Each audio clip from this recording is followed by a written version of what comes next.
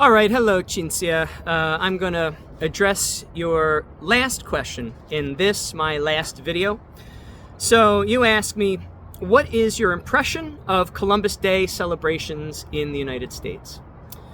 Well, that's an interesting question. So, I am old enough to remember when the Christopher Columbus Day parade and in Philadelphia was just a monumentous event. I remember Mayor Rizzo in his suit and his, what do you call those things, those ribbons that they would wear, the grand marshals would wear. Everybody came out in their suits, looking so respectable, so fine, their wingtip shoes. Ladies would come out dressed to the hilt. People would march with their respective groups, whether it was an Italian-American organization or a high school or whatever. And everyone was showing their Italian-American pride. And it was beautiful. And the parade itself, the participants in the parade were plentiful. And the parade line was full of people. The crowd was plentiful. The crowd was full of people. Everyone waving their flags. They're both American flags and Italian flags. Then the parade started tapering off. Interest in it started tapering off. And I remember once taking my children to see the parade, and there was barely anyone marching. And there were barely any people on the streets watching. And it was sad to see. It was pathetic, is what it was. It was utterly pathetic. And it remained pathetic year after year after year until this whole controversy happened. And, they say it's always darkest before the dawn. And so, when George Bocchetto won the case against the city and kept the Christopher Columbus statue standing, that was when people showed up in droves. The following October, the following Christopher Columbus Day, the parade was almost like its former glory, almost. And members of Italian-American organizations from other counties outside of Philadelphia came, and the crowd was full and everything. It was nice to see. But it never really reached its former glory, and it really only lasted a year. The following year, it went back to being a paltry showing by both participants and the crowd. And also, nobody dresses respectably anymore. I say that we live in what I call schlub culture. Men in particular don't take pride in their appearance. I'm of the mind that a t-shirt is an undershirt. It's not something you should wear out in public. If you're going to wear a t-shirt, throw a shirt on top, throw a real shirt on top of it. But, men dress like little boys now. They look like, you see any man on the street, he looks like he just came from the gym. And he didn't. He's dressed like he just came from the gym, but the size of his body would tell you otherwise. Sneakers, t-shirts, shorts, athletic socks. Men no longer take pride in their appearance. They don't dress like men. They dress like little boys.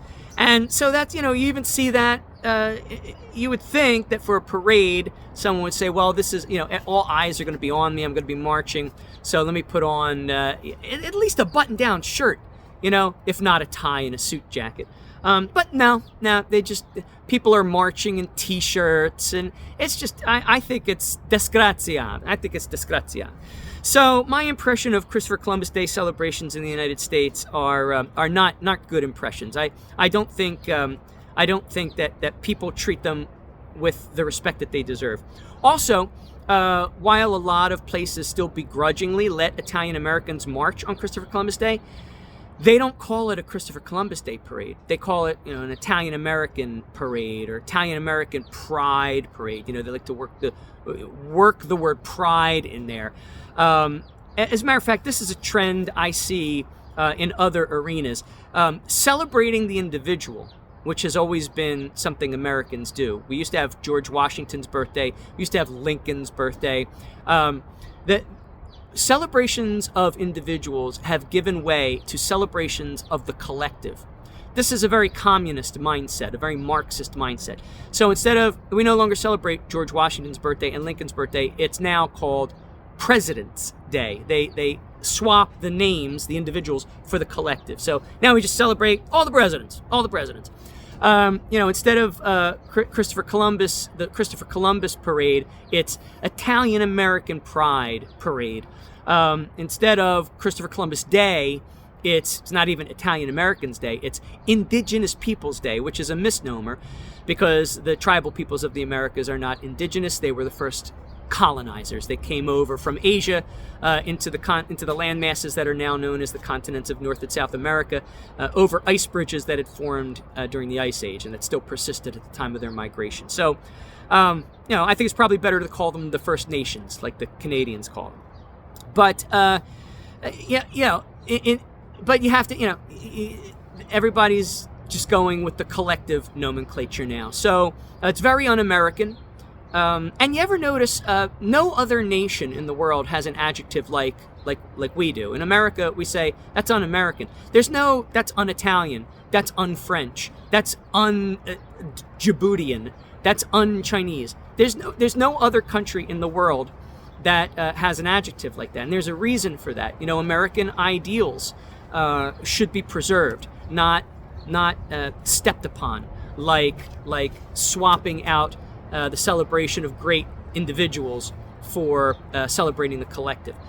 So, even though there are still Columbus Day celebrations, they're just not called Columbus Day celebrations. And I think that leaves a bad taste in my mouth. I have a very bad impression about that as well. What is the solution? I'm not really sure. I think that we should recognize that Christopher Columbus was perhaps the greatest human being that ever lived besides Jesus. I think that Christopher Columbus was the first founding father of the Americas. He was the first abolitionist of slavery. He was the first civil rights activist of the Americas. And he was a Catholic hero. And he was, no doubt, he was the first underground railroad operator. He conducted 3 underground railroads. We give a lot of, we celebrate Harriet Tubman a lot, but she was just a worker on 1 underground railroad. Christopher Columbus organized and carried out 3 underground railroads. When he left on his first voyage, he carried Jews out of Spain to protect them from the Inquisition. Many of his crewmen were Jews or crypto-Jews. Many of the settlers of that first settlement that was wiped out by the Caribs, the Navidad settlement, they were Jews. He organized a 2nd underground railroad, freeing Tainos from captivity from Caribs, who had captured them and brought them to Carib-held islands as castrated male slaves or as female sex slaves.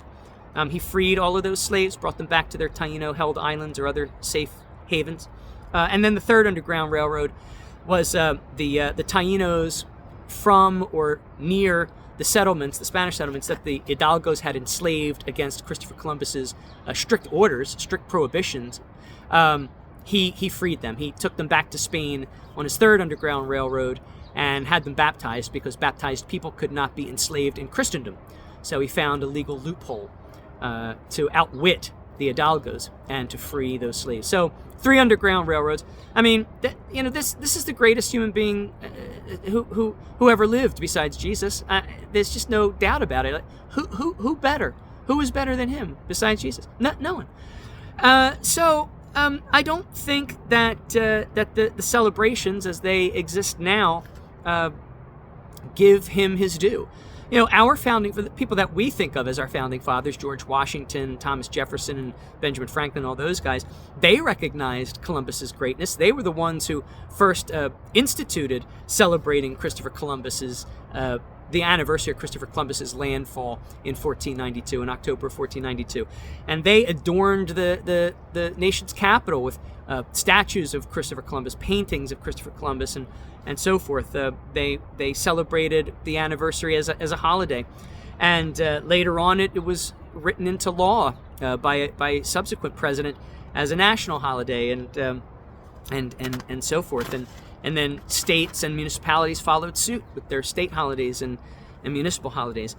So this is a regression, I think. This is us going backwards, which is always what happens when one adopts a Marxist philosophy, a collectivist philosophy. There's nothing new under the sun. Everybody makes a big fuss over the Nazis. The Nazis were awful. They killed 6 million people. The communists killed 120 million people. So they were 20 times worse than the Nazis. And we don't criticize Marxists nearly enough as we should. And the fact that Marxist ideology is creeping back into modern political thought is a travesty. And so to replace the celebration of the individual with the celebration of the collective is a travesty, I think. So that's my impression of Columbus Day celebrations. I say we should make Columbus Day celebrations big and boisterous and great once again. And there you have it. That's my impression. All right, Cinzia. Well, I hope that my videos were edifying. I hope you enjoyed them. I hope they have given you enough information to write your 4,000-word article. Don't hesitate to link to these videos so that people can hear the full story. All right. Thank you. Good luck. And I wish you the best. Bye-bye.